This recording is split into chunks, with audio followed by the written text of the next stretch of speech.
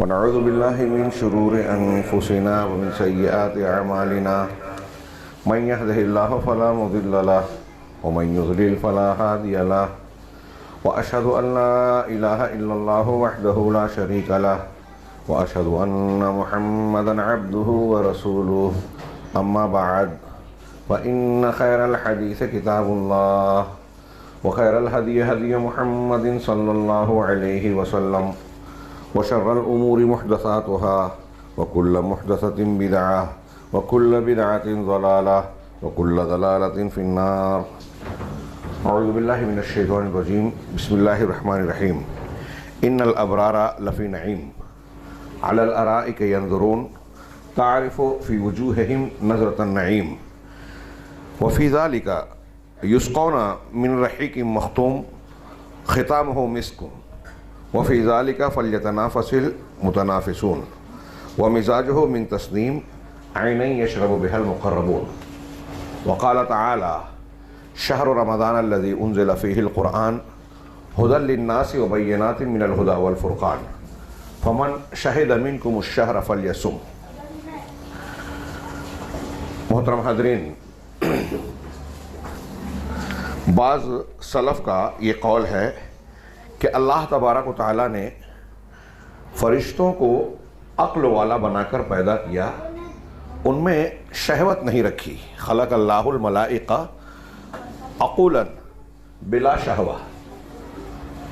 فرشتوں کو عقل والا بنایا، شہوت ان میں نہیں رکھی. بھوک پیاس، شرمگاہ کی، نفس کی خواہشات ان میں نہیں ہیں. اور بہائم جانوروں کو اللہ تبارک و تعالیٰ نے پیدا کیا، ان کے اندر شہوت رکھی، خواہشات رکھی، لیکن ان کے اندر عقل نہیں رکھی. ان کے اندر پہلے فرشتوں کے اندر عقل ہے، شہوت نہیں.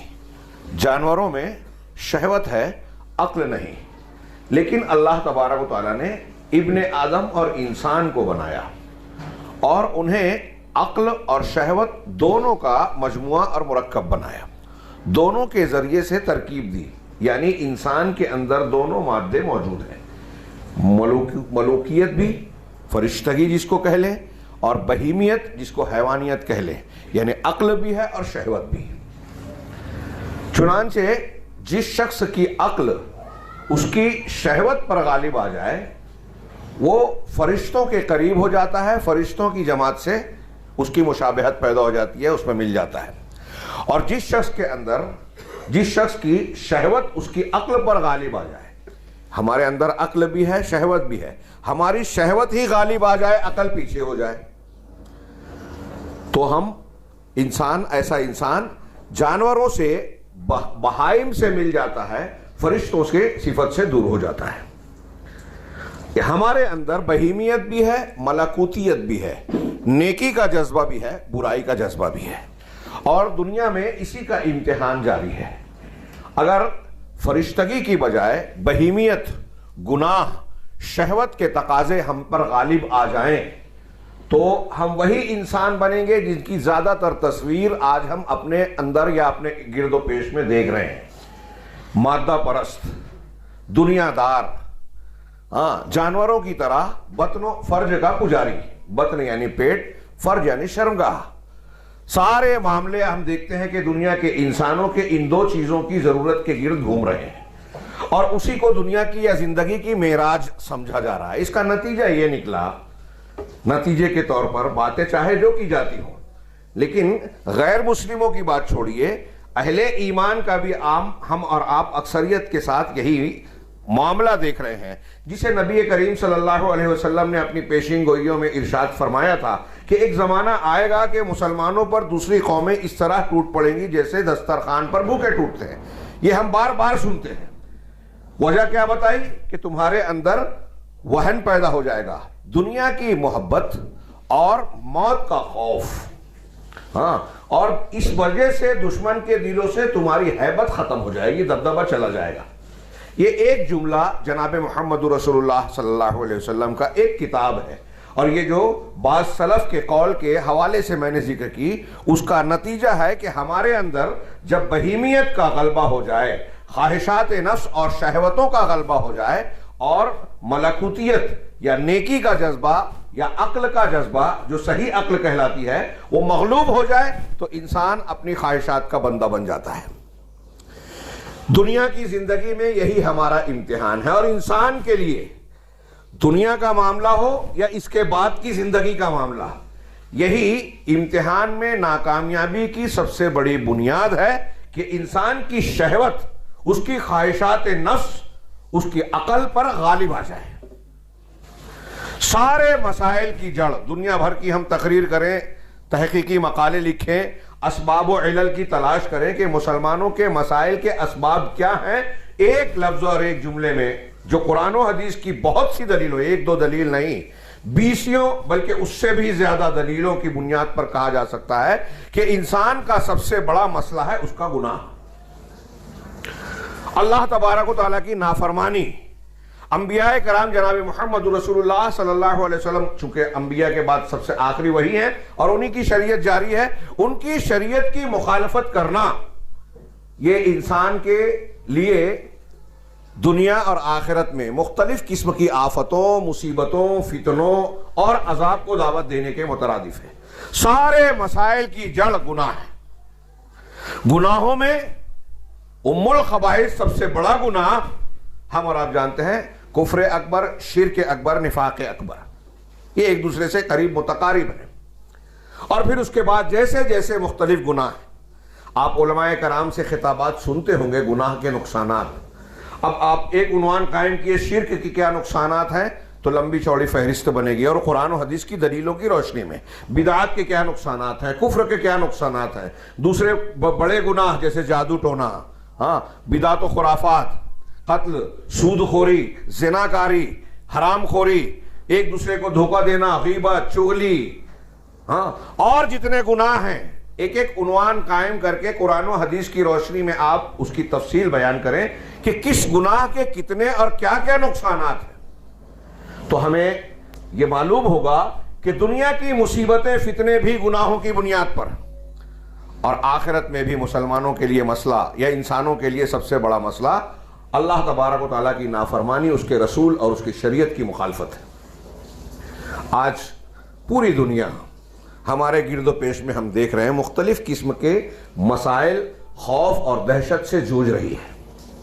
ایک وبا، کورونا وائرس، صحیح غلط جو بھی ہو، اس کی بنیاد پر کیسی کیسی پابندیاں، اس سے پہلے بھی یہ بات ہو چکی، سال بھر سے یہ قضیہ جاری ہے، اور عالمی سطح پر، اور یہ ریاست مہاراشٹر اور بعض ریاستیں ہندوستان میں زیادہ اس سے دوچار ہو رہی ہیں بظاہر خبروں کی بنیاد پر۔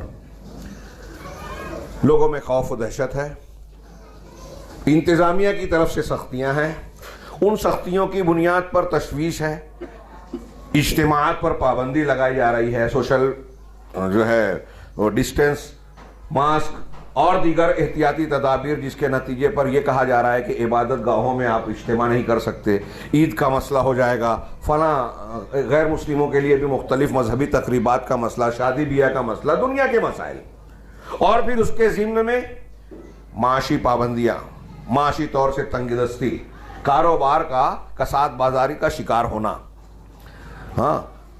پھر اور بھی دوسرے مسائل اس کی بنیاد پر پیدا ہو رہے ہیں، اور انسان تشویش میں مبتلا ہے کہ مہنگائی بڑھ رہی ہے، آمدنی کی شرح بڑھ نہیں رہی ہے، کچھ لوگ خودکشی کرنے پر مجبور ہیں، فاقہ مستی سے دوچار ہیں، اور نہ جانے کیسا کیسا معاملہ۔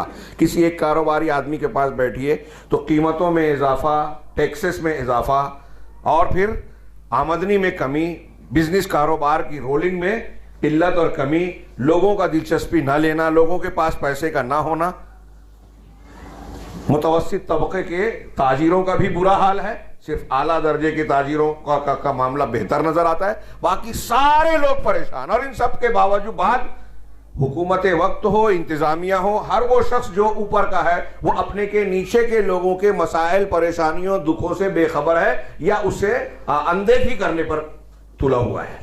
کسی کے اندر ترس، مروت نظر نہیں آتی۔ کیا اسباب ہیں؟ ہم دنیا کی باتیں کرتے ہیں، حکومت کو مورد الزام ٹھہراتے ہیں، ٹھیک ہے، سبب بن رہے ہیں کچھ لوگ، کچھ پالیسیاں، کچھ قوانین، لیکن قرآن حدیث کی روشنی میں دیکھیے، میں بار بار یہ بات آج کل کہہ رہا ہوں، گفتگو میں، خطاب میں، درس میں، تقریروں میں، اللہ تبارک و تعالیٰ کا ارشاد ہے قرآن مجید میں وَكَذَلِكَ نُوَلِّي بَعْضَ الظَّالِمِينَ بَعْضًا بِمَا كَانُوا يَكْسِبُونَ، کہ اسی طریقے سے ہم بعض ظالموں پر، ظلم کرنے والوں پر بعض دوسرے ظالموں کو مسلط کرتے ہیں۔ آپ ظلم کر رہے ہیں تو آپ کے اوپر آپ سے بڑا ظلم کرنے والا مسلط ہوگا، یہ قرآن کہہ رہا ہے۔ آپ اپنے سے کمزوروں کا، اپنے سے نیچے والوں کا، وہ بیوی بچے ہوں، مزدور ہوں، ہاں، یا کسی آپ ادارے کے ذمہ دار ہیں، کہیں اور بڑی سنستھا میں آپ کے پاس پاور قوت ہے، آپ اپنے سے نیچے والوں کا حق مار رہے ہیں، ان پر ظلم کر رہے ہیں، ان کے ساتھ بے مروتی کا معاملہ کر رہے ہیں، ترس نہیں کھاتے، تو اللہ تبارک و تعالیٰ آپ کے اوپر ایسے حاکم کو مقرر کرے گا جو آپ پر ظلم کرے گا، اور جتنا حق آپ نے اپنے سے کمزور لوگوں سے لیا ہے اس سے زیادہ وہ لے گا، اور سنوائی کوئی بھی نہیں ہوگی۔ یہ دنیا کا معاملہ ہے۔ خطبہ جمعہ کا وقت اتنا پھیلا ہوا نہیں ہے کہ میں اس بارے میں اور تفصیلات بڑھاؤں، بس ایک جملہ دماغ میں رکھیے کہ ہمارے جتنے بھی مسائل ہیں ان کی جڑ بنیاد ہے اللہ کی نافرمانی، دین کی مخالفت۔ ہمارے گناہ، مسلمانوں کی کمزوری کی بنیادی وجہ گناہ، مسلمانوں کے اللہ کی رحمت سے دور ہونے کی وجہ گناہ، یہ جو ہمارے گرد پریشانی ہے، بے روزگاری ہے، فاقہ مستی ہے، بیماریاں ہیں، وبا ہے، خوف ہے، دہشت ہے، آپس کے اختلافات ہیں، جو بھی مسئلہ ہے، آپ دنیا کے اسباب تلاش کر لیں، جڑ میں آپ کو نظر آئے گا گناہ، نافرمانی۔ اس بنیادی اور روحانی سبب کو جس کو قرآن اور احادیث مبارکہ بار بار بیان کرتے ہیں، ہم ماننے کو تیار ہی نہیں ہے پریکٹیکل لائف میں۔ ابھی میں نے ممبر پہ کہا، آپ نے سن لیا، ہاں، اور بھی علماء کرام اسے ہو سکتا ہے بیان کریں، اور بیان کرتے ہی ہیں، بیان کرتے ہیں، سنتے ہیں ہم لوگ، لیکن ایک فرد بھی ایسا محسوس ہوتا ہے، واللہ اعلم، نیک لوگ ختم نہیں ہوئے، ایسا نظر نہیں آتا جو واقعی روحانی بنیاد پر یہ غور کرتا ہو کہ ہمیں یہ پریشانی ہے، ہمارے گھر میں یہ دکھ ہے، ہم کو یہ صدمہ ہے، ہمیں محاسبہ کرنا چاہیے کہ کون سا گناہ ہم کر رہے ہیں، جس سے توبہ کرے تو اللہ تبارک و تعالیٰ کی رحمت ہماری طرف متوجہ ہو، اور یہ فتنہ فساد مصیبت ہم سے ٹل جائے۔ اس انداز میں غور و فکر کرنے کا مزاج جو سلف میں تھا، صحابہ، تابعین، تبع تابعین میں، وہ آج ہمارے یہاں نظر نہیں آتا۔ غیر مسلموں کی طرح، مادہ پرستوں کی طرح، جن پر شہوت کا غلبہ ہے، انہی کی طرح ہم بھی تجزیہ کرتے ہیں۔ زلزلہ آئے، طوفان آئے، یہ مہنگائی آئے یا کوئی اور مصیبت پریشانی، اس کا ہم مادی اعتبار سے، دنیاوی اعتبار سے تجزیہ کر کے قابلیت کا مظاہرہ کرتے ہیں۔ اس وجہ سے ایسا ہو رہا ہے، اس فلاں چیز کی، زلزلے کی سائنسی وجہ یہ ہے، ماحولیات میں تبدیلی کرنا، ڈیم بنانا، فلاں چیز کرنا، یہ ایسا ہوا، زمین کی پلیٹیں رگڑ کھائی اور زلزلہ آ گیا، ختم ہو گئی بات۔ یہ سارے اسباب ہم نے جان تو لیے، سائنسی اسباب، جغرافیائی اسباب، فلاں اسباب، لیکن ان اسباب کو چلانے والا، متعین کرنے والا، ان پر حکمرانی کرنے والا کون ہے؟ کیا اس کی مشیت اور مرضی کے بغیر یہ اسباب پیدا ہو سکتے ہیں؟ یہ اسباب کام کر سکتے ہیں؟ ہمارا تو ایمان ہے اللہ تبارک و تعالیٰ مسبب الاسباب ہے، اور کائنات کا کوئی ایک چھوٹے سے چھوٹا واقعہ بھی اللہ کی مشیت کے بغیر نہیں ہوتا، تو یہ سب کیسے ہو جائے؟ بات طویل ہو جائے گی، اصل موضوع باقی رہے گا۔ میں آتا ہوں اس چیز کی طرف، یہ اچھی طرح دماغ میں رکھیے کہ ہمارے گرد و پیش میں جو مسائل، مصیبتیں، پریشانیاں، بیماریاں پھیلی ہوئی ہیں، ان کے علاج کا اگر ہم کو غور کرنا ہے، ان کے علاج پر، اس خوف اور دہشت کے ماحول کو ٹالنا ہے، مہنگائی کم کرنا ہے، اپنے آپ کو قوی اور طاقتور بنانا ہے، تو اللہ کی رحمت اور اس کی نصرت کے بغیر کچھ نہیں ہو سکتا۔ اور اللہ کی رحمت اور نصرت کے حاصل کرنے کا طریقہ کیا ہے؟ اس کا جو طریقہ ہے، رب کریم ہم پر اور آپ پر شدتیں، سختیاں صرف ڈالنا نہیں چاہتا۔ ہاں، یہ میں بھی دنیا کی بات کر رہا ہوں، برزخ اور آخرت کے عذاب کی بات نہیں کی۔ قرآن کی آیت اصل تو وہی ہے۔ ایک مسلمان کے لیے سب سے بڑا مسئلہ دنیا کی زندگی کیسے بھی کٹ جائے، ہم خود مرے یا سامنے والا کوئی ہمیں مار دے، دنیا سے تو جانا ہی ہے، موت آنا ہی ہے۔ تو اس کے پیچھے کیا پڑ رہا؟ دکھ، پریشانی، مصیبت، بیماری میں اگر یہ کٹ بھی گئی تو یہ تو کٹنا ہی ہے نا۔ اصل مرحلہ تو آخرت کا ہے۔ ہاں، یہ میں نے قرآن کی ایک آیت پڑھی رمضان کے استقبال کے تناظر میں.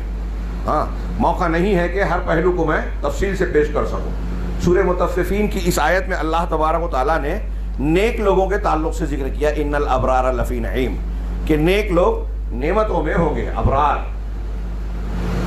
کون سی نعمت؟ یہاں مراد جنت ہے. لیکن علامہ ابن تیمیہ کا بڑا ایک پیارا قول زرعی کہلانے کے لائق قول ہے. وہ کہتے ہیں کہ آخرت کی جنت میں داخل ہونے سے پہلے بندے کو دنیا کی جنت میں داخل ہونا پڑے گا. دنیا میں ایک جنت ہے. دنیا کی جنت کیا ہے؟ اللہ تبارک و تعالیٰ کے دین اور اس کے احکامات کی فرما برداری، اپنے آپ کو اس کے حوالے کر دینا، اس کا ذکر، اس کی عبادت، اس کی توحید کو گلے سے لگانا، اسی پر بھروسہ کرنا، اسی سے امید رکھنا. یہ ایمانی اوصاف جس کے اندر پیدا ہوئے وہ اطمینان و سکون کے ساتھ دنیا کی جنت میں چاہے جھوپڑے میں رہتا ہو وہ دنیا کی جنت میں ہے.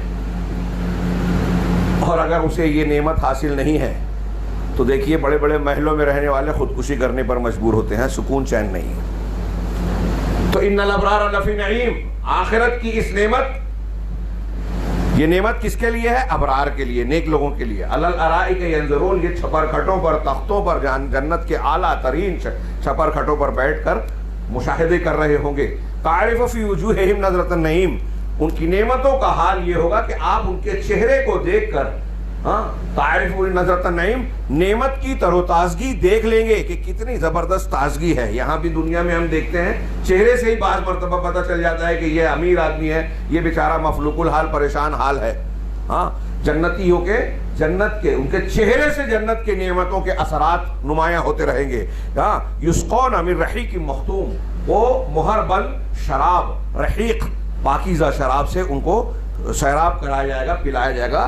ختامہ مسک، جس کی مہر یا جس کی تلچھٹ، دونوں معنی کیا ہے. میں قرآن کی آیت کی تفسیر میں نہیں جانا چاہ رہا ہوں. جس کی مہر جو ہے وہ کستوری کی، ہم کیا کہتے ہیں اسے، مشک اور کستوری کی ہوگی. وفی ذالک فلیتنافس المتنافسون، اللہ تعالیٰ کہہ رہا ہے کہ اس بارے میں ایک دوسرے سے آگے بڑھنے والوں کو ایک دوسرے سے آگے بڑھنا چاہیے. نوجوانوں، اللہ تعالیٰ کہہ رہا ہے کہ اس میں کمپٹیشن ہونی چاہیے. دنیا کی چیزوں میں ٹھیک ہے، یہاں بھی تعلیم میں، اچھائیوں میں، نیکیوں میں، اور اس میں کمپٹیشن یہی تھا. صحابہ کرام کو آپ دیکھیے، وہ جنت کے حصول کے لیے ایک دوسرے سے آگے بڑھنے کے لیے بے چین کرتے. 20 مثال اگر واقعات کی لڑی لگائے، موٹی کتاب تیار ہوگی. تبوک کے موقع پر حضرت ابوبکر صدیق، عمر فاروق کا واقعہ ہم اور آپ جانتے ہیں.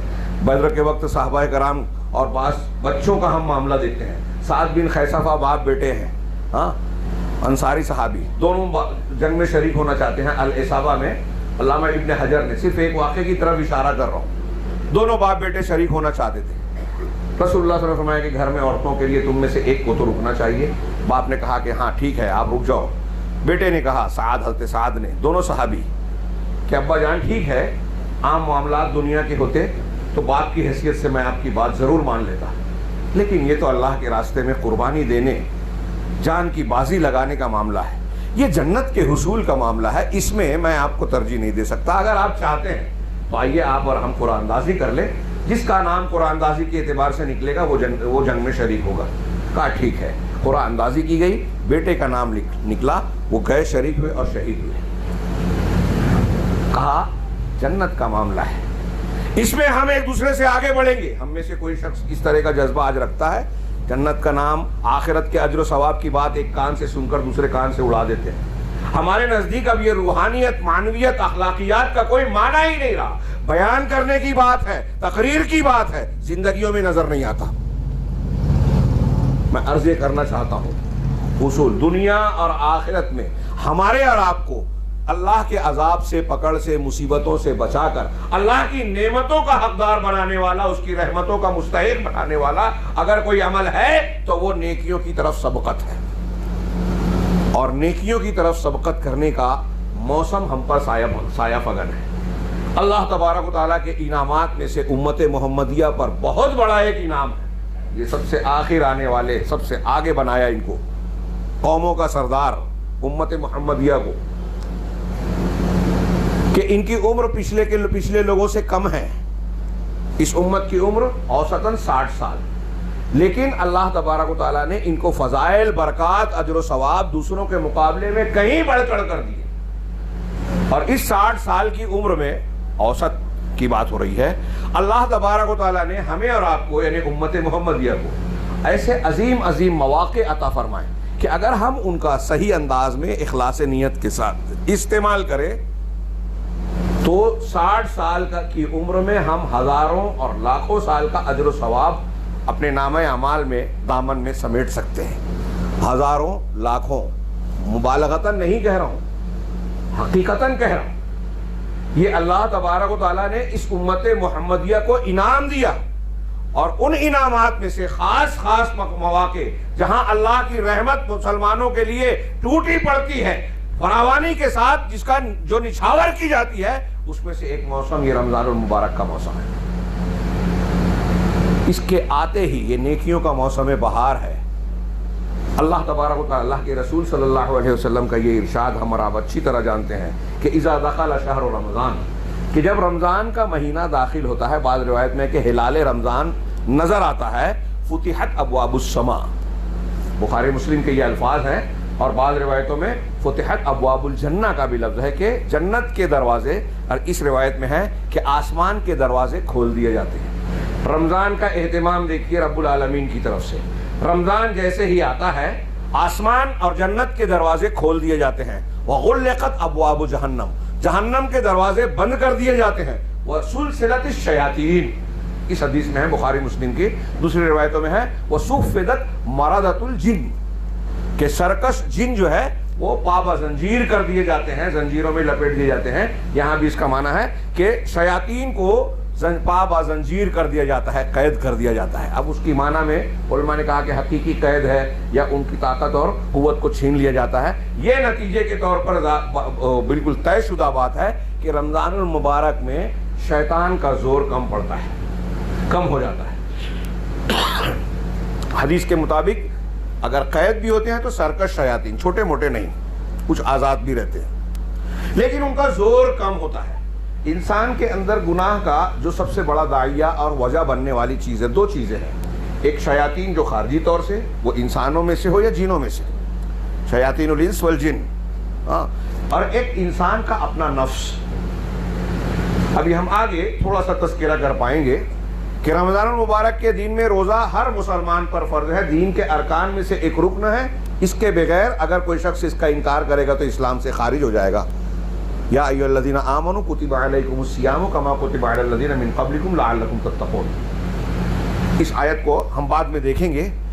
یہاں صرف یہ تذکرہ کہ روزہ فرض ہے. روزے کی حالت میں اہل علم نے جو روزے کے فوائد، روحانی، اخلاقی، طبی، جسمانی فوائد بیان کیے، اس میں ایک فائدہ اہل علم نے بیان کیا کہ اس سے جسم کے منافذ، راستے تنگ ہو جاتے ہیں. جب یہ خوشحالی سے دوچار ہوتے ہیں، کھاتے پیتے ہیں، فراوانی ہوتی ہے، تعیش ہوتا ہے، تو نفس کی خواہشات بھی شباب پر ہوتی ہیں اور شیطان کے اثرات بھی. روزے کی حالت میں جب جسم کے منافذ تنگ ہو جاتے ہیں، بھوک پیاس کی وجہ سے انسان کی یہ خواہشات پر کچھ حد تک کنٹرول ہو جاتا ہے، تو شیطانی اثرات بھی کم ہو جاتے ہیں، نفسانی خواہشات بھی کنٹرول میں ہو جاتی ہیں. لہذا روحانیت جو ہم نے شروع میں پڑھا کہ اللہ تبارک و تعالیٰ نے فرشتوں کو عقل والا بنایا بغیر شہوت کے، تو یہ روحانیت یا شہوت کو مغلوب کر کے فرشتوں کی صفت انسان کے اندر پیدا ہونا، یا ایک پورے مہینے کی ترتیب کے ساتھ تربیت ہوتی ہے کہ ہمارے اندر فرشتگی آ جائے، شہوت مغلوب ہو، عقل اور اخلاقیات، روحانیت غالب ہو. اللہ تبارک و تعالیٰ نے احکامات اور بعض اعمال جو دیے، اس کے ساتھ ساتھ بے پناہ فضیلتیں عطا کی. یہ رمضان المبارک کے بارے میں ابھی ہم نے بخاری مسلم کی جو حدیث سنی، ہر بچہ جانتا ہے اس حدیث کو، لیکن غور کیجئے کہ ہم اس پر غور کرتے ہیں. اللہ تبارک و تعالیٰ یہ اہتمام کیوں کر رہا ہے؟ بلا وجہ ہے. یوں ہی اللہ کا کوئی کام یوں ہی ہو سکتا ہے؟ جنت کے دروازے کھول دیے، جہنم کے بند کر دیے، کیا مطلب؟ شیاطین کو قید کر دیا، کیا مطلب اور کیوں؟ یہ ہم پر اور آپ پر اللہ کا احسان و کرم ہے. ہاں، وہ ہمیں معاف کرنا چاہتا ہے، ہم کو کامیاب کرنا چاہتا ہے، ہم پر اجر و ثواب کی بارش کرنا چاہتا ہے. عذاب دینا نہیں چاہتا. ما یفعل اللہ بعذابکم ان شکرتم وآمنتم. اللہ تمہیں عذاب دے کر کیا کرے گا اگر تم شکر گزار بن جاؤ, ایمان والے بن جاؤ. اللہ کو کچھ نہیں پڑی ہے کہ تم کو عذاب دے. وہ تو تمہیں معاف کرنا چاہتا ہے, تم ہو کے ماننے کو تیار ہی نہیں. نبی کریم صلی اللہ علیہ وسلم نے کہا کہ تم اللہ کے ایک آگ کے جلی ہوئی آگ پر گرے جا رہے ہو اور میں تمہاری کمر پکڑ پکڑ کر تم کو روک رہا ہوں, لیکن ہاتھ چھوڑا کر اس پہ گرنا چاہتے ہو. اللہ کے رسول کی شریعت ہمیں آج بھی روک رہی ہے اس جہنم سے, اور اس کے لیے سب سے بہترین موقع یہ رمضان المبارک ہے. یہ ابھی رمضان داخل ہوتا ہے, چاند نظر آتا ہے اور اللہ تبارک و تعالیٰ ماحول میں یہ تبدیلی کر دیتا ہے. ہم اور آپ اہل ایمان ماحول کی اس تبدیلی کو اگر ایمان ہوگا تو ضرور محسوس کرے گا انسان کہ برائیوں کا داعیہ, برائیوں کا زور, شیاطین کے اثرات کمزور پڑ جاتے ہیں اس ماہ مبارک میں. اب ایک طرف یہ ہوا, اب احکامات کے اعتبار سے دیکھیں, افسوس کہ وقت بہت ہی مختصر ہے اور ہر بات ادھوری ہوگی. اب اس میں رمضان المبارک میں جن چیزوں کی خصوصیت ہے, جن چیزوں کی ترغیب دی گئی ہے, جو اس مہینے کے بعض اعمال کی فضیلتیں, اجر و ثواب بیان کیے گئے. اللہ کا وہ اہتمام, ابھی جنت کے دروازے کھولے, جہنم کے بند ہو گئے, شیاطین کو قید کر دیا گیا. اب روزے دن میں فرض ہیں. اللہ کے رسول صلی اللہ علیہ وسلم نے ایک حدیث میں فرمایا کہ اللہ نے اس کے دن کے روزے فرض کیے ہیں اور میں نے اس کے رات کا قیام مشروع کیا ہے, مسنون بنایا ہے, یعنی تراویح, قیام اللیل, تہجد, جو عام دنوں میں رات کے تہائی حصے کے بعد پڑھی جاتی ہے. ہاں, اور رمضان المبارک میں یہ امت پر فضیلت دی گئی کہ عشاء کے فوراً بعد بھی اسے پڑھ سکتے ہیں, بعد میں پڑھنا اگرچہ زیادہ فضیلت والی بات ہے. یہ اگر لوگ سمجھ لیں, میں موقع رہے گا تو اس پر کبھی تفصیل بات کریں گے کہ اللہ کے رسول صلی اللہ علیہ وسلم کی رمضان غیر رمضان کی رات کی نماز کبھی 11 مع وتر سے زیادہ نہیں ہوئی. ام المومنین کا بخاری شریف میں بیان ہے, اگر 20 رکعت تراویح ہوتی تو 8 تہجد, 20 تراویح, 28 اور 3 ملا کر وتر ملا کر 31 ہو جاتی. حضرت عائشہ کی یہ بات درست سنا ہوتی کہ رمضان غیر رمضان میں آپ کی 11 رکعت سے زیادہ نہیں تھی. اور یہ بڑے بڑے علماء احناف بھی اس بات کو قبول کرتے ہیں کہ مسنون تراویح, تہجد, قیام اللیل تو 8 رکعت ہی ہے اور 11 مع وتر کے. تو اللہ کے رسول صلی اللہ علیہ وسلم نے اس کو مسنون کیا. اب ان دونوں میں سے بہت سی فضیلتیں, روزے کی کیا فضیلت اور اجر و ثواب ہے, اور تراویح کی کیا اجر و ثواب ہے. ایک ایک حدیث. اللہ کے نبی صلی اللہ علیہ وسلم کا یہ ارشاد, یہ بھی بخاری مسلم کی بڑی مشہور روایت ہے, من صام رمضان ایمانا واحتسابا غفر لہ ما تقدم من ذنبہ. جس شخص نے رمضان کے روزے رکھے ایمان اور احتساب کے ساتھ تو اس کے پچھلے سارے گناہ معاف. ابھی میں نے تمہید میں سمجھانے کی کوشش کی, کافی لمبی ہوئی لیکن میرے اعتبار سے وہ بھی بہت کم تھی, کہ ہمارا دنیا کے مسائل ہو, یہ وبا ہو, بیماری ہو, بے روزگاری ہو, فاقہ مستی ہو, آپس کا اختلاف ہو, جھگڑا ہو, پریشانی ہو, دقت ہو, یا برزخ اور آخرت کے عذاب کا خوف ہو, ہر چیز کی بنیاد اور جو ڈر ہے وہ گناہ کی وجہ سے. رمضان کے روزے کیوں کا ایک بنیادی فائدہ اللہ کے نبی صلی اللہ علیہ وسلم نے کیا فرمایا کہ گناہ معاف ہو جائیں گے اگر روزہ ہم نے, شرط یہ ہے ایمان اور احتساب کے ساتھ. اب یہ بھی ایک اچھی اہم بات ہے کہ کچھ لوگ رسماً رکھتے ہیں, عادتاً رکھتے ہیں, عبادتاً نہیں رکھتے روزہ. بعض روزہ ہی نہیں رکھتے. جو روزہ نہیں رکھتے وہ اپنے آپ کو سدھار لیں, یہ فرض ہے, کمپلشن ہے. ہاں, انہیں شرم آنی چاہیے. جو روزہ نہیں رکھتے وہ بہت بڑے گناہ کے مرتکب ہیں, فرض کے تارک ہیں. اور جیسا کہ میں نے کہا, اگر کوئی انکار کر دے روزے کا, کیا ضرورت ہے بھوکے پیاسے رہنے کی. اگر مذاق اڑاتا ہے, انکار کرتا ہے تو کافر ہو جائے گا, اسلام سے باہر ہو جائے گا. بہت سے لوگ اس طرح کی حرکتیں کرتے ہیں اور سمجھتے ہیں کہ روزہ رکھنے سے انسان کمزور کا. نہیں, روزہ رکھنے سے انسان طاقتور ہوتا ہے, روحانی قوت بھی آتی ہے, جسمانی بھی. ابھی آپ موقع نہیں ہے, جدید تحقیقات پڑھیں کہ روزے سے کیا کیا جسمانی فوائد بھی ہوتے ہیں. بڑے بڑے علاج کر کے آپ وہ چیزیں حاصل نہیں کر سکتے جو روزے سے حاصل ہوتی ہیں.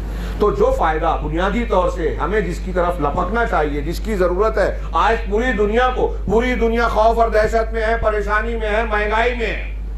جو بھی پریشانیاں ہیں ان کا علاج ہے اللہ کی رحمت. اور اللہ کی رحمت کیوں روٹتی ہے؟ گناہ سے. گناہ سے توبہ کیجئے, صفائی اختیار کیجئے, اللہ اپنی رحمت میں آپ کو گھیر لے گا. یہ جو میں بات کہہ رہا ہوں, اس بات پر بیسیوں دلیل دے سکتے ہیں ہم. لو ان اہل القری آمنوا واتقوا لفتحنا علیہم برکات من السماء والارض. ایسی قرآن کی آیتیں حدیثیں بہت سی. تو اللہ تعالیٰ نے, اللہ کے رسول نے فرمایا کہ جو ایمان اور احتساب کے ساتھ اجر و ثواب کی امید, یعنی اس کے اندر اخلاص ہو, اللہ کے لیے ہو, روزہ رکھے گا, رمضان کا, پورے رمضان کا روزہ رکھے گا, پچھلے گناہ معاف. گناہ کے معاف ہونے کا مطلب یہ کہ اللہ کی رحمت کے ہم مستحق ہو گئے, عذاب سے اللہ تعالیٰ ہمیں محفوظ رکھے گا, دشمنوں سے بچائے گا.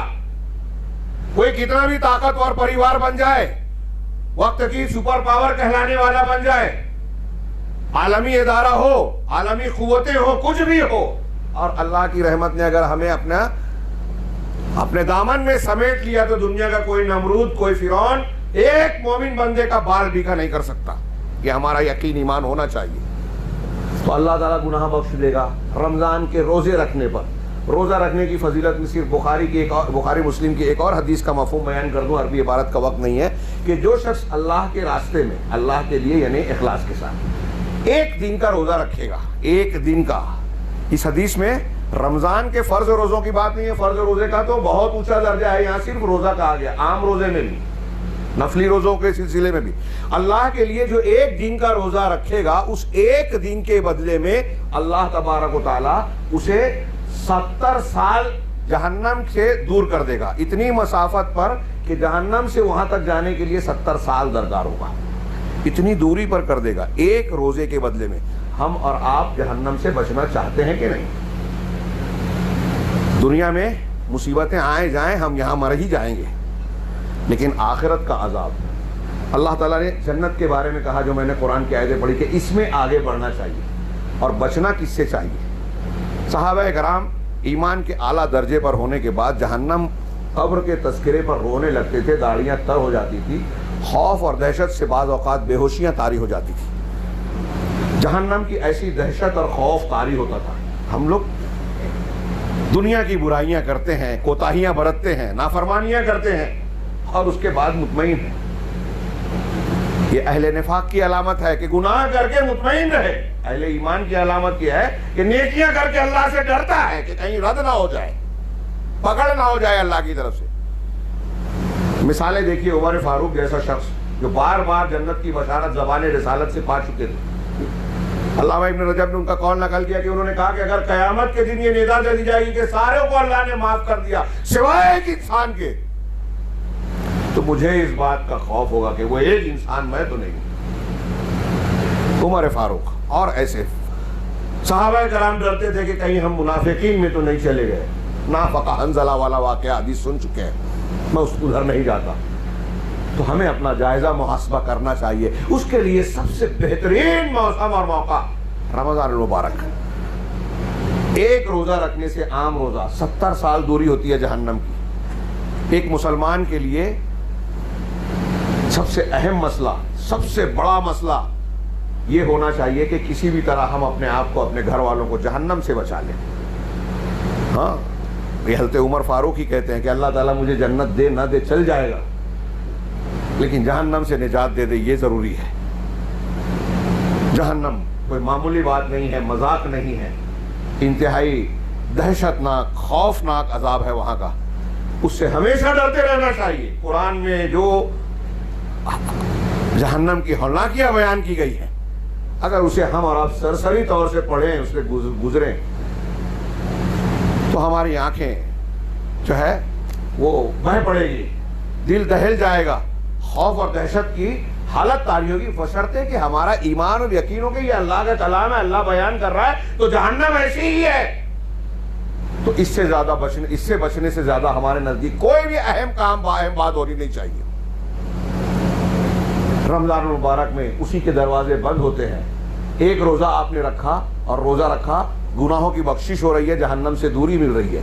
یہ رمضان کے روزے کی ایک فضیلت میں نے بیان کی, ایک حدیث قدسی ہے لمبی بخاری مسلم کی. ہاں, اللہ تعالیٰ نے جو فرمایا کہ روزہ میرے لیے ہے اور میں ہی اس کا اجر دوں گا. بڑی پیاری حدیث, اس کی تشریح بھی بڑی اچھی علماء نے کی ہے کہ میرے لیے. کیوں؟ اس لیے کہ حدیث میں ہی ایک وجہ بتائی کہ اس لیے کہ بندہ میری ہی وجہ سے اپنا کھانا پینا, اپنی شہوت کو ترک کرتا ہے. جائز چیزیں ہیں, اللہ نے منع کر دیا, بندہ رک گیا. یہ ہے ایمان, یہ ہے فرما برداری. اللہ نے جب جس چیز سے کہا یہ مت کرو رک جائے, یہ کرو اس کی طرف بڑھ جائے. یہ ایمان ہے. اور بندہ کلو عمل ابن آدم لہو, ہر ابن آدم کا ہر عمل اس کے لیے, لیکن روزہ میرے لیے ہے اور میں ہی اس کا اجر دوں گا. امام غزالی کہتے ہیں کہ روزے کی, رمضان کے روزے کی یا روزے کی فضیلت کے لیے صرف یہی بات کافی ہے, ایک بات, کہ اللہ تبارک و تعالیٰ نے سارے اعمال میں صرف روزے کو اپنے لیے کہا. یہ ایسے ہی ہے کہ آپ کا ہمارا دنیا کے لوگوں کا گھر ہے, لیکن اللہ مسجد کو اللہ نے بیت اللہ کہا, اللہ کا گھر. کسی چیز کی نسبت اللہ تعالیٰ کی طرف ہونا اور خود اللہ تعالیٰ اپنی طرف کسی چیز کی نسبت کرے, یہ اس کی فضیلت کے لیے کافی بات ہے. ایک مومن بندہ اگر اسے سمجھے کہ روزہ اللہ تعالیٰ کہہ رہا ہے یہ عمل میرا خاص عمل ہے, میرے لیے, یہ جنہ ہے, یہ ڈھال ہے. ڈھال کس چیز سے؟ ہاں, دوسری بعض حدیثوں میں جنۃ من النار وحصن حصین, اللہ کے رسول نے فرمایا کہ یہ روزہ جو ہے جہنم سے رکاوٹ اور ڈھال بننے والا ہے, آڑ بننے والا ہے, اور مضبوط قلعہ ہے انسان کی حفاظت کا. تو گناہوں سے بھی ڈھال بنتا ہے, اور جب گناہ سے ڈھال بنا تو جہنم سے بھی ڈھال بنتا ہے. اور یہی معنی ہے لعلکم تتقون, تاکہ تم متقی ہو جاؤ, بچ جاؤ, گناہوں سے بچ جاؤ, جہنم سے بچ جاؤ, اللہ کی پکڑ سے بچ جاؤ, متقی پرہیزگار بن جاؤ. یہ روزے کا ایک فائدہ. یہی فائدہ اللہ تبارک و تعالیٰ نے, رسول اللہ صلی اللہ علیہ وسلم نے حدیث مبارک میں تراویح کا بتایا. من قام رمضان ایمانا واحتسابا غفر له ما تقدم من ذنبه, جو رمضان کا قیام ایمان اور احتساب کے ساتھ کرے. قیام یعنی رات کو نماز پڑھنا, یہ وہی تہجد, وہی تراویح ہے.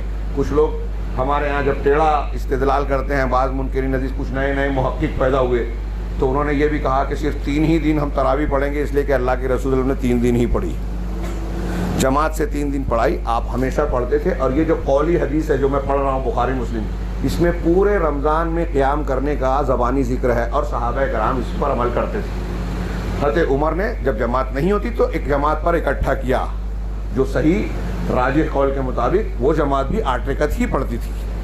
20 کی بھی روایت ہے, لیکن اتفاق محدثین و محققین وہ ضعیف ہے. تو اللہ کے نبی صلی اللہ علیہ وسلم نے کہا کہ جو پورے رمضان قیام کرے گا ایمان اور احتساب کے ساتھ, پورے رمضان کی تراویح کا ثبوت, بخاری مسلم کی حدیث ہے, اور بھی روایتیں ہیں, تو اس کے پچھلے گناہ معاف. یہ رمضان کے روزے کی فضیلت بتائی, اور ایک روایت میں نے بتائی تراویح اور قیام اللیل کی, اس کی اور بھی فضیلتیں ہیں. اب اس رمضان میں قرآن کی تلاوت, نبی کریم صلی اللہ علیہ وسلم کے بارے میں بخاری میں روایت ہے کہ اللہ کے رسول صلی اللہ علیہ وسلم یوں تو لوگوں میں سب سے زیادہ سخی تھے ہی, عام حالات میں بھی, ہر نیکی میں آپ دوسروں سے زیادہ بدرجہ کم اعلیٰ درجے پر فائز تھے ہر نیکی میں. تو عام طور سے بھی آپ سب سے زیادہ سخی انسان تھے, لیکن رمضان میں آپ کی سخاوت اور شباب پر ہوتی, تیز پربہار ہوا سے بھی زیادہ تیز. یعنی رمضان صدقہ و خیرات کا بھی موسم ہے, زکوٰۃ کا یہی موسم ہے, ایسا نہیں ہے. جس مال پر زکوٰۃ فرض ہوتی ہے اس کا جب بھی سال پورا ہو اس کی زکوٰۃ نکال دینا چاہیے, وہ ذی قعدہ میں ہو, سفر میں ہو, شوال میں ہو, ربیع الاول میں ہو. ضروری ہے, فرض ہے. زکوٰۃ کے مستحقین زکوٰۃ کی ضرورت پورے سال ہوتی ہے, صرف رمضان میں نہیں. رمضان زکوٰۃ کا مہینہ نہیں. ہاں اگر کسی کے حساب کتاب کا معاملہ رمضان سے جڑا ہوا ہے, سال پورا ہو رہا ہے, تو پھر ٹھیک ہے رمضان میں نکالیں. تو اللہ کے رسول سب سے زیادہ سخی تھے. کیوں؟ جب آپ سے جبرائیل علیہ السلام ملاقات کرتے تھے اور آپ کے ساتھ قرآن کا مدارسہ کرتے تھے. اس روایت میں ہے قرآن کا مدارسہ یعنی دور. جتنا قرآن رمضان تک, جس رمضان میں حضرت جبرائیل سے آپ کی لقاء اور ملاقات ہوتی تھی, اس وقت تک جتنا قرآن نازل ہو چکا ہوتا تھا اتنا آپ ان سے دور کرتے تھے, دہراتے تھے. یہ دیکھیے, یہ اس میں ہمارے لیے نمونہ ہے. استاد شاگرد سے دیا ہوا سبق سنتا ہے. یہ قرآن کی حفاظت کا بھی انتظام ہے اور تعلیم ہے کہ قرآن ہمیں سیکھنا سکھانا چاہیے, استاد کو سنانا چاہیے اور جاننے والے سے سننا چاہیے. اللہ کے نبی صلی اللہ علیہ وسلم جبرائیل علیہ السلام کو سناتے تھے, صحابہ سے سنتے تھے. کئی روایتیں ہیں, موقع نہیں ہے. ایک تعلیم کا سلسلہ، قرآن کی حفاظت، قرآن کی تبلیغ، قرآن کو ذہن نشین کرنے، اس کی عظمت کا خیال رکھنے کا، اس کے بہت سارے عظمت کے پہلو ہیں انشاءاللہ کسی موقع پر۔ تو قرآن کی تلاوت کا موسم بھی ہے، صدقہ و خیرات اور سخاوت کا موسم بھی ہے۔ جس سال اللہ کے نبی صلی اللہ علیہ وسلم کی وفات ہوئی، یعنی آخری سال، اس سال آپ نے 2 مرتبہ پورا قرآن حضرت جبرائیل علیہ السلام کو سنایا۔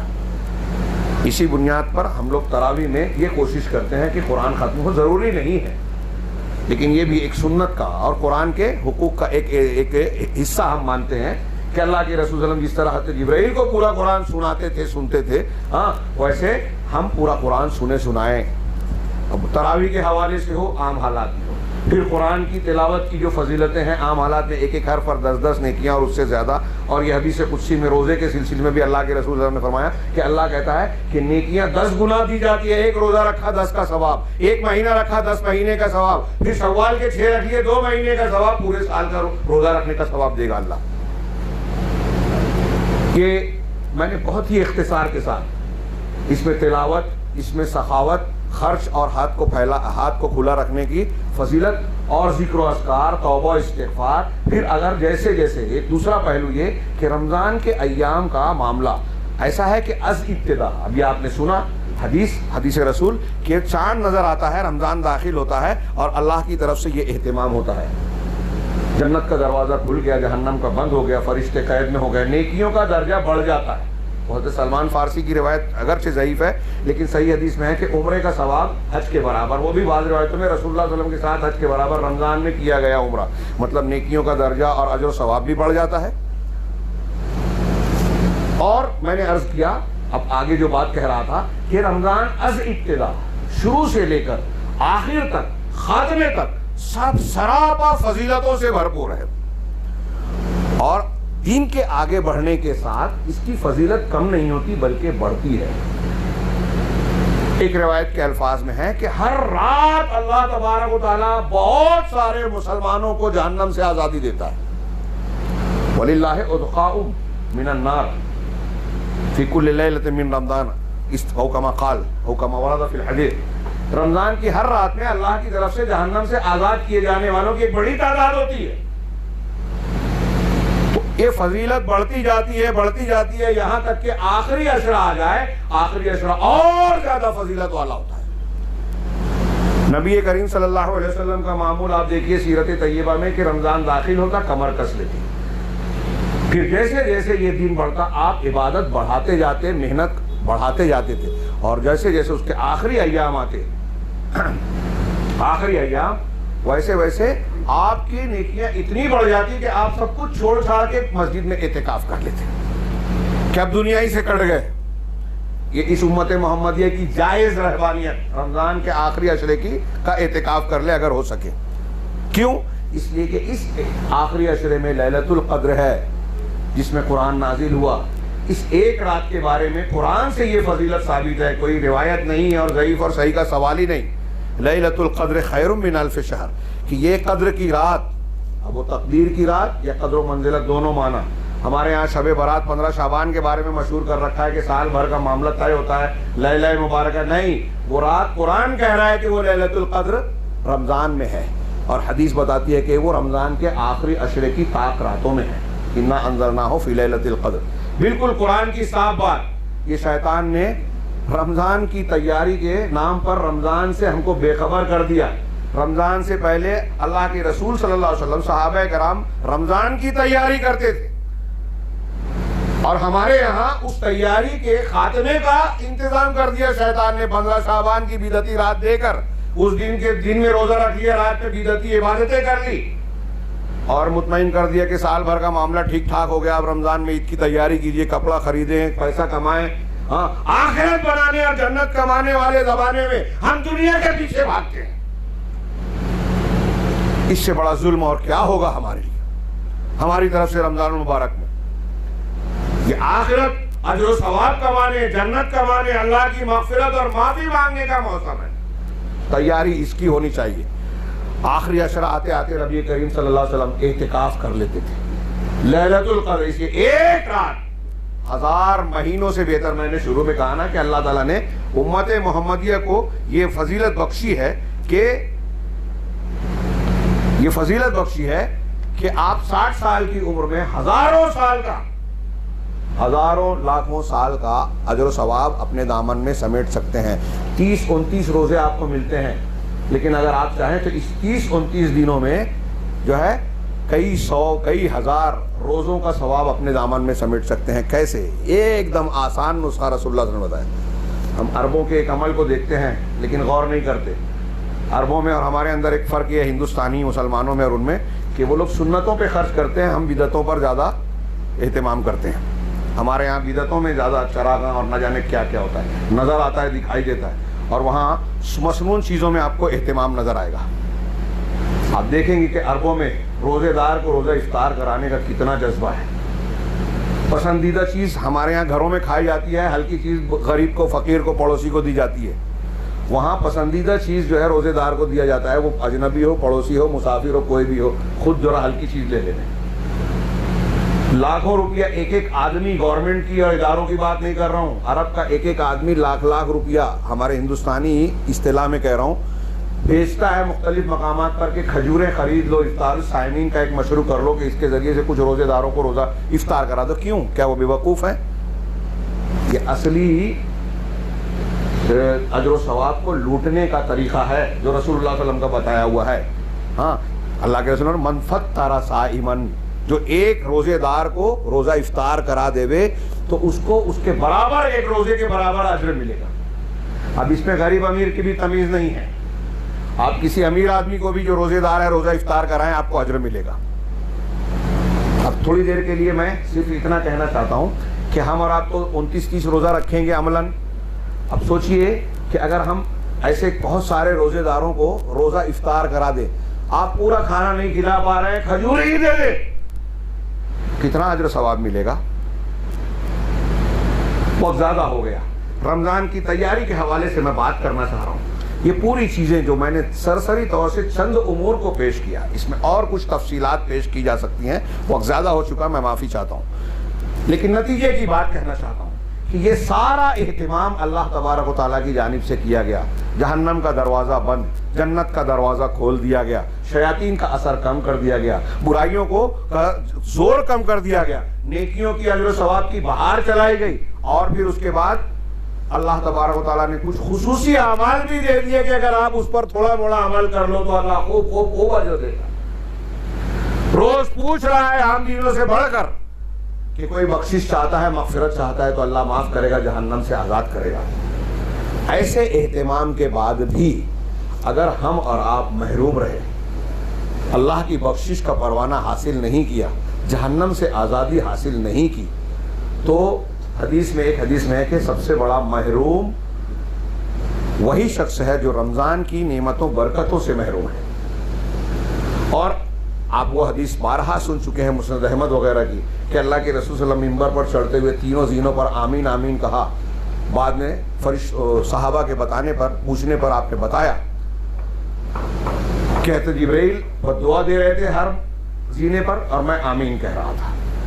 اس میں سے ایک بد دعا کیا تھی آپ اور ہم جانتے ہیں, پوری روایت کا موقع نہیں, کہ وہ شخص اللہ کی رحمت سے دور ہو, اس پر لعنت ہو, ہاں وہ غائب و خاسر ہو, اس شخص پر لعنت ہو جس کو رمضان المبارک مل جائے, رمضان کا مبارک مہینہ مل جائے اور اپنی بخشش نہ کروا لے رب العالمین کے جناب میں, اس پر اللہ کی لعنت. کون بد دعا دے رہا ہے؟ فرشتوں کا سردار جبرائیل علیہ السلام. اور آمین کون کہہ رہا ہے کہ اللہ قبول کر؟ رسولوں کا سردار جناب محمد رسول اللہ صلی اللہ علیہ وسلم. کیا ہم اور آپ یہاں چاہتے ہیں کہ ہم فرشتوں کے سردار کی بد دعا اور رسولوں کے سردار کی آمین کے مستحق بنے؟ نہیں چاہیں گے. اگر ہم ایسا نہیں چاہتے تو اس رمضان کا مومنانہ استقبال کرنے کے لیے ہمیں تیار رہنا چاہیے. مجھے احساس ہے کہ بعض اہم باتیں رہ گئی ہیں, لیکن تیاری کے حوالے سے یہ چند نکات کا بیان کرنا چاہتا ہوں کہ تیاری کیسے کریں.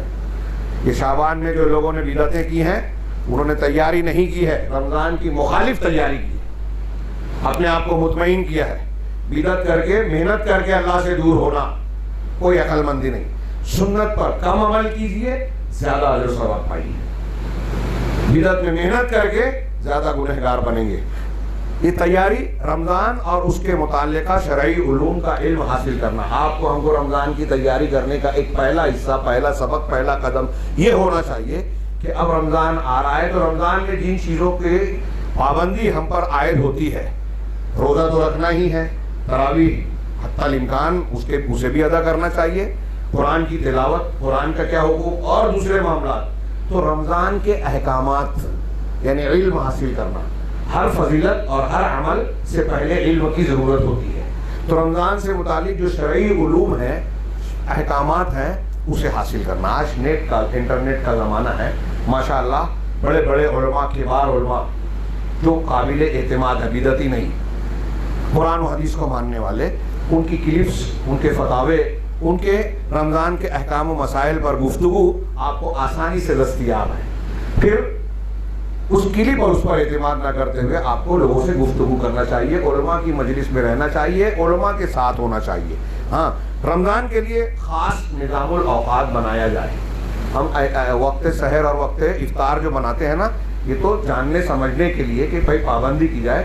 ہمارے اپنے روزانہ کیا لائحہ عمل ہونا چاہیے کہ ہم کب کیا عمل کریں گے.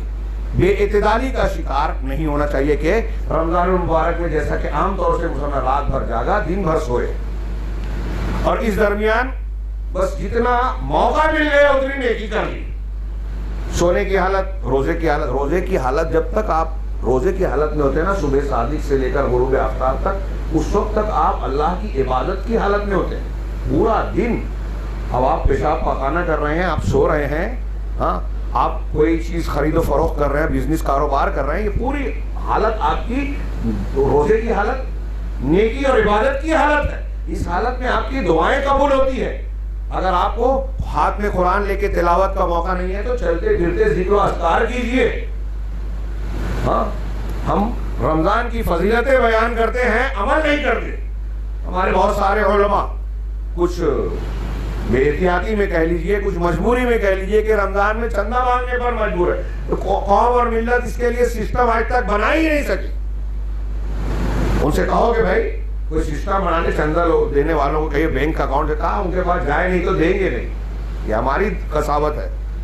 اب لاک ڈاؤن وغیرہ کے معاملے میں اور زیادہ پریشانی. تو وہ آئیں گے نہیں تو ہم دیں گے نہیں، اور وہ آئیں تو بیچارے رمضان کی فضیلتوں کو قربان کریں. اس کا ہم کو اور ان کو دونوں کو احساس نہیں ہوتا. ان کو ہوتا بھی ہوگا تو وہ مجبور ہے، ہمیں تو احساس نہیں ہے. اس کا کوئی نظام بنایا جائے. یہ چلت پھرت کم ہو، بے عزتی بھی ہوتی ہے، پریشانیاں ہوتی ہیں، وقت اور خرچ بڑھ جاتا ہے. تو ایک نظام بنایا جائے. تو نظام الاوقات بنایا جائے کہ ہم اتنی عبادت، اتنی تلاوت روزانہ کریں گے. ہم کم سے کم اتنے غریبوں کو، یہ جو ہمارے یہاں پورا سسٹم تھا نا کہ ہمارے گھر میں جو بنا ہے پڑوس میں دے دیا جائے. ہمارے گھر میں افطار کا جو سامان آیا ہے، پھل کھجورے ہیں، وہ پڑوس میں کسی غریب کے گھر یا اگل بغل کے لوگ یا مسجدوں میں بھیجا جائے. یہ کوئی رسم نہیں تھی. یہ ہمارے سلف اور پرانے بزرگوں کی یہ روایت جو تھی، آپ کے یہاں بھی رہی ہوگی. یہ جو روایت تھی نا، یہ ان حدیثوں پر عمل کرنے کی وجہ سے تھی کہ جو روزے دار کا روزہ افطار کرا دے اس کو بھی ثواب ملے گا. یہ اس حدیث پر بھی عمل تھی کہ آپ نے پیٹ بھر کے کھا لیا، پڑوسی بھوکا رہ گیا تو اللہ پوچھے گا میں بھوکا تھا، تو نے کھانا کیوں نہیں کھلایا. بلا وجہ بھی آپ بھیجتے پڑوس کے یہاں کہ ہمیں پتہ نہیں ہے. پہلے سسٹم تھا کہ گھر کی چھت میں سوراخ ہوتا، دھوئیں نکلتے تھے، تو لوگ نظر رکھتے تھے کہ آج اس گھر سے دھواں نہیں نکلا، مطلب وہاں کھانا پکا نہیں ہے، اس لیے وہاں کھانا پہنچانا چاہیے. ہمارے یہاں جس کا کوئی اہتمام نہیں، پڑوس میں بھوک ہے اور ہمارے یہاں ہمارے بچے اچھی اچھی غذائیں، اچھے اچھے پھل اور تعیش کے سامان سے لطف اندوز ہو رہے ہیں. یہ نہیں ہونا چاہیے. یہ بہت بڑی ہمدردی، غم گساری. یہ رمضان المبارک کو صبر کا مہینہ، ہمدردی کا مہینہ کہا گیا ہے. نصف صبر، الصائمون واستعینوا بالصبر والصلاۃ. ایمان والو صبر اور صلاۃ سے مدد حاصل کرو. امام بغوی اور بعض مفسرین نے کہا کہ اس آیت میں صبر سے مراد روزہ ہے. روزہ ہم کو صبر سکھاتا ہے، کنٹرول کرنا. اور آگے بڑھنے سے پہلے یہ تیاری کا ایک مین بات تو رہ گئی اہم، کہ روزے کی غایت مقصودی اللہ تبارک و تعالیٰ نے بیان کی، لعلکم تتقون، تاکہ تم متقی بن جاؤ. اب وقت نہیں ہے تقوی کی تشریح کرنے کا. تقوی ہمارے دل کو صفائی عطا کرتا ہے، اخلاقی اور نیکی کی خوبیاں دیتا ہے، اللہ کا ڈر دل میں پیدا کر کے گناہوں سے بچنے کا داعیہ پیدا کرتا ہے. گناہ ہو جانے پر توبہ کرنے، توبہ اور استغفار کرنے پر، سچے دل سے توبہ کرنے پر ابھارتا ہے. اللہ کے حقوق اور بندوں کے حقوق ادا کرنے کا جذبہ یہیں سے پیدا ہوتا ہے، اسی تقوی کی بنیاد پر. یہ ساری باتیں تقوی کے معنی میں آ گئی، لعلکم تتقون. اور یہی تقوی کیا ہے؟ حضرت عمر نے کہا تھا کہ مجھے دشمنوں کا ڈر نہیں ہے تم پر. قادسیہ کے موقع پر سعد بن ابی وقاص کو جو لمبا خط لکھا تھا، مجھے تمہارے گناہوں کا ڈر ہے. گناہ سب سے بڑی کمزوری، اور مسلمانوں کے لیے دشمن کے خلاف سب سے بڑا ہتھیار ہے ایمان اور تقوی.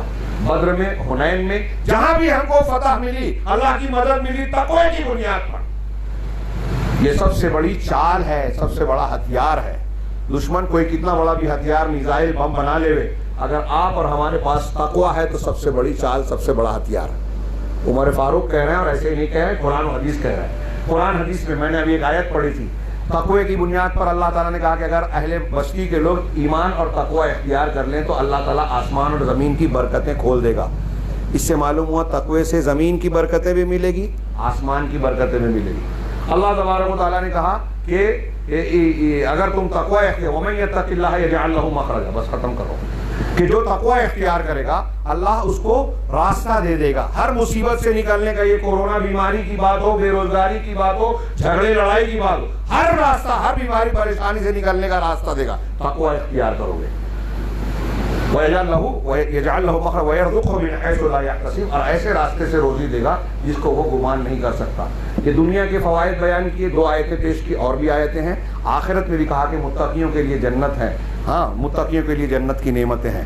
تو جنت متقیوں کے لیے، دنیا میں برکتیں متقیوں کے لیے، مصیبتوں سے بچانے کا وعدہ، دشمنوں کے حملوں سے، سازشوں سے بچانے کا وعدہ قرآن کہہ رہا ہے متقیوں کے لیے. وَإِن تَصْبِرُوا وَتَتَّقُوا لَا يَضُرُّكُمْ كَيْدُهُمْ شَيْئًا، ان کی تدبیریں، سازشیں تم کو نقصان نہیں پہنچائے گی اگر صبر اور تقوی اختیار کرو. اور اس تقوی کو کا سبق پڑھانے، تازہ کرنے، مضبوط بنانے رمضان آ رہا ہے. لعلکم تتقون، مطلب اگر ہم نے رمضان کے روزوں کا سبق حاصل کر لیا تو دنیا اور آخرت کی برکتوں کا دروازہ کھل جائے گا. یہ میں صرف چند نکات پڑھ دوں اور بات کو ختم کروں کہ رمضان کے لیے خاص نظام الاوقات بنانا، جس میں معمول کی مشغولیات میں، ہم روزمرہ کی جو مشغولیات، کام دام ہوتے ہیں، اس میں تخفیف کر کے عبادات کے لیے ہم زیادہ وقت نکالیں. صحابہ کا، سلف کا یہی طریقہ تھا. گھر کا ماحول دیندارانہ بنانا، گھر میں پہلے سے زیادہ سختی سے غیر شرعی چیزوں کو پر روک لگانا، شریعت کی طرف لوگوں کو راغب کرنا، وقت کی پابندی کے ساتھ نمازوں کو ادا کرنے کی تلقین کرنا اور خود بھی کرنا. قرآن کی تلاوت اور تدبر و فہم کے ساتھ کی خاص کوشش. صرف تلاوت نہیں، یتلونہ حق تلاوت ہے. قرآن کی تلاوت مومنین حق تلاوت کے ساتھ کرتے ہیں. کا معنی صرف الفاظ کا پڑھنا نہیں ہے، اس کے معنی اور مفہوم کو سمجھیں، سمجھنے کے بعد اس پر حتی الامکان عمل کریں. اس کے حلال کو حلال مانے، حرام کو حرام. آپ قرآن 10 مرتبہ ختم کر رہے ہیں اور اس میں پڑھ رہے ہیں اللہ نے سود کو حرام کیا اور سودی لین دین کر رہے ہیں، تو آپ قرآن کا مذاق اڑا رہے ہیں. اب غور کیجئے، ایک مثال میں نے دی. ہاں، قیام اللیل اور تراویح کا اہتمام کرنا، صدقہ و خیرات کی تیاری، اور اس میں زیادہ بڑھ چڑھ کے ایک غریب آدمی بھی کوشش کرے کہ میں بھی دینے والا بنوں. صحابہ کرام کو طلب ہوتی تھی کہ ہمارے پاس روزہ افطار کرانے کا سامان نہیں ہے، تو اللہ کے رسول نے کہا کہ ایک کھجور، ایک گھونٹ دودھ پانی بھی پلا دو تو تم کو اجر و ثواب ملے گا. آخری عشرے کے لیے خصوصی اہتمام کی تیاری کی جائے. آپ پہلے سے انتظام کر لیں. آخری عشرے میں عید کی تیاری اور یہ اور وہ بہانے نہیں، وہ سب پہلے کر کے آخری عشرے میں کوشش کریں کہ رسول اللہ صلی اللہ علیہ وسلم کی سنت پر عمل کرتے ہوئے ہم رات میں نہ صرف جاگیں گے بلکہ مسجد میں اعتکاف کر لیں. ہاں، یہ عزم کر لیں کہ اس رمضان کے رخصت ہونے سے پہلے ہم اپنے نفس کا، اپنے آپ کا تزکیہ کریں گے، گناہوں سے صفائی کریں گے، سچے دل سے توبہ استغفار کریں گے، اور اپنے رب کو منا کر اس فہرست میں خوش نصیب لوگوں میں اپنا نام درج کروائیں گے جن کو اللہ تبارک و تعالیٰ جہنم سے آزادی دیتا ہے. پوری سنجیدگی کے ساتھ جہنم سے بچنے اور جنت کے حصول کی طرف لپکنے کے شوق اور جذبے کے ساتھ اس رمضان کی تیاری ہونی چاہیے. ایک مومن بندہ رمضان روزوں، تراویح، قرآن، صدقہ و خیرات کے فضائل مسائل اگر جان لے گا تو اس کی ضرور کوشش کرے گا۔ اللہ تعالیٰ ہم کو اور آپ کو اس کی توفیق عطا فرمائے، اور آنے والے رمضان میں ہمیں ان خوش قسمت لوگوں میں شامل فرمائے جن کو اللہ تعالیٰ جہنم سے آزادی کا پروانہ دیتا ہے، اور آنے والے رمضان میں ہمیں اپنے گناہوں سے اس طرح توبہ کرنے کی توفیق دے کہ دنیا میں بھی جو مصیبتیں پریشانیاں ہم کو گھیرے ہوئے ہیں ان کا بادل چھٹ جائے اور اللہ تبارک و تعالیٰ کی رحمت ہمارے شامل حال ہو جائے۔